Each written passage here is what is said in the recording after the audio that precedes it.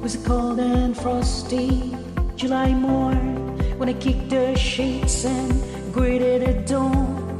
Grabbed my jacket and badge hat too and headed off on my tri-state to 500cc of just raw power. Lonely corners, wine by the hours. Classic day, just for a ride with me on my chrome with the world by my side. The world thumper shoe, but no flat out and fifth as the taco floats. The 5-day tingle and run the bars. My hands near numb and still no cars. The needle sits on a steady 8-0 and the flickers back to a 2 and a fro. I bank her deep into a hairpin bend. Scrape the banks, but it's not the end. Drop down to a lower gear. Hit the throttle and green with fear. I crank her over, then power her on. Scrape the tube, but nothing wrong. Back up again and on the straights. Power her on, then set her straight. There's no place I think I'd rather be than chill in the country on a 500cc. 500cc. 500cc. 500cc.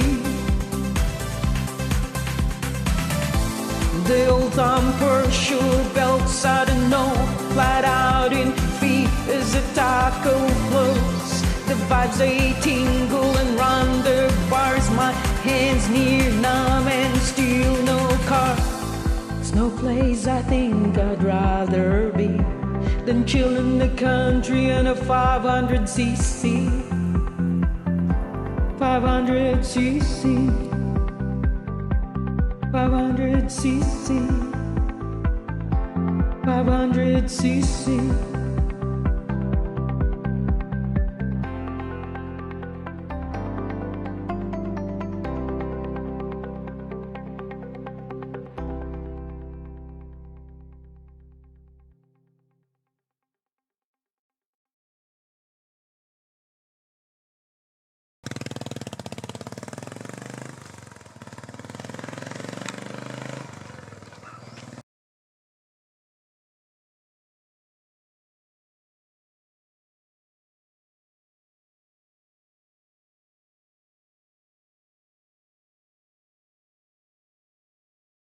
While I'm at it, I might as well mention that shortly I'll put out a clip on buying a used Classic 500, even though I've got no intention of buying a used one.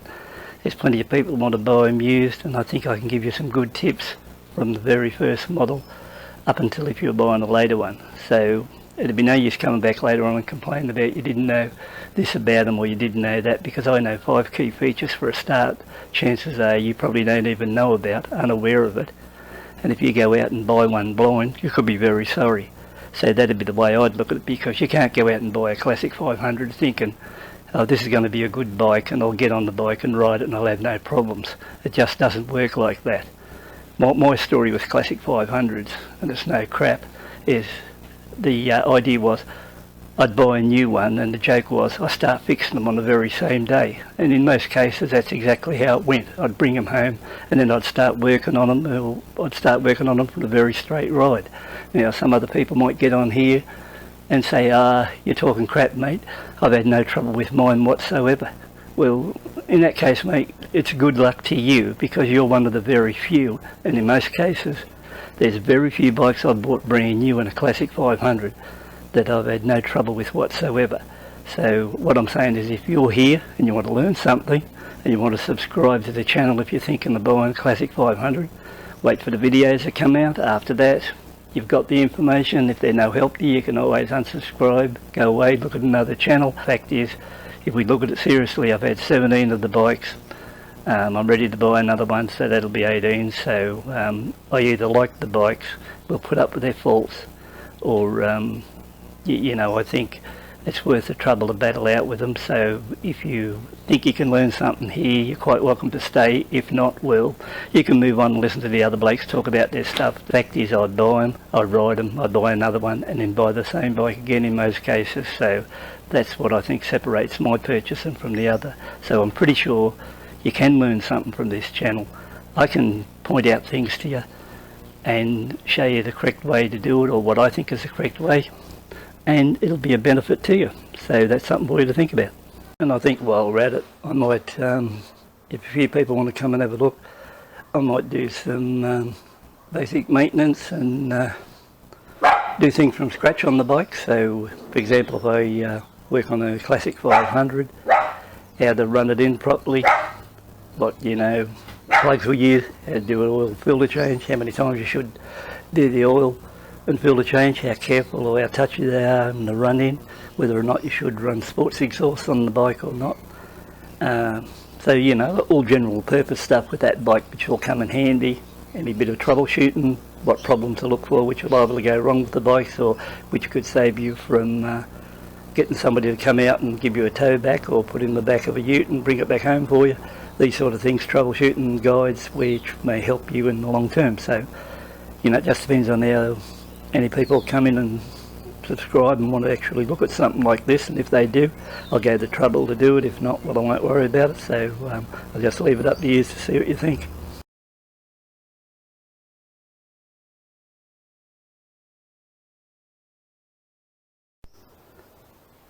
So today I thought we might, in the video, have a look at me 2019 650 Interceptor in the glitter and dust.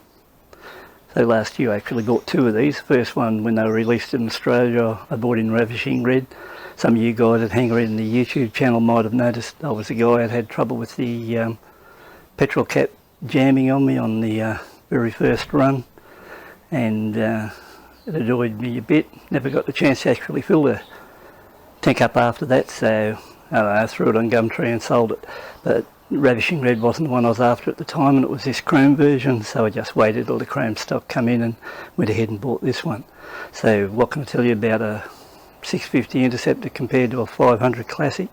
I can tell you that they're a far superior bike. Now, before you jump the gun and say I'm a turncoat or anything like that, also take into account the Classic 500s are really my favourite bike as far as character go, and I really like the bikes. And at the moment I'm seriously thinking about the new trials version, which has just been arrived in Australia, and I'm just deciding which one to buy, red or green. Haven't decided which colour yet, but that's what I'm thinking of doing, buying one of those two. I'm going to buy either one or the other. So taking a look at this bike, I've done about 6,000 kilometres, I think, somewhere around about that. 5, 6. It's been trouble free. I've never actually cleaned the bike since I've had it, so you can sort of see it really needs a good clean. What I like about the Interceptor, you can just get on at any time. It's a really reliable bike. You can just jump on it, do 200-300 kilometres at a hit. I've put a few options on it. I've put the low screen by Royal, or the fly screen. Put the bar risers, those expensive ones, what you purchase from England, about $300. They lift up 1 inch and then pull back towards you. Haven't really tested those. Rubber tank pads, engine guards, an oil cooler guard. I've also got a new set of exhausts, what I bought the other day, which I haven't fitted yet, but I might do that when I give the bike a clean up shortly. But overall, if you said, what do I think of this bike? The Interceptor is in a new breed of its own compared to the Classic, which has got an outdated computer running it, which was brought out in 2009, so it's 10-year-old. So this bike has got really better fueling. Gearbox is pretty good.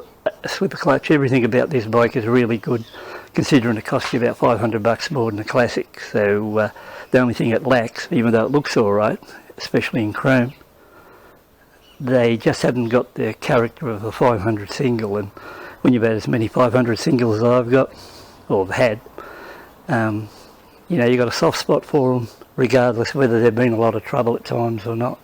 So it's just something you've got to put up with, and if you like the Classic 500, you just got to, you know, roll with the flow, you could say. Now really you should never compare a 650 to a 500, because one puts out almost double the power, and one's a lot more refined bike, and there's a lot better bike to ride, and this is a bike that's really ready to go at any time. But this bike will run longer than 100 kilometres an hour, no trouble at all, virtually very little vibration, very little to none, more like a bit of a buzz. And if you were going on big runs, this is the bike to go on. So the only other bike this competes with in the more reliability stakes would be the new Himalayan, because the Himalayan is sort of built with the new generation of Enfields, and they're a lot more reliable than the old stock. So at the moment I've got this 219 Chrome.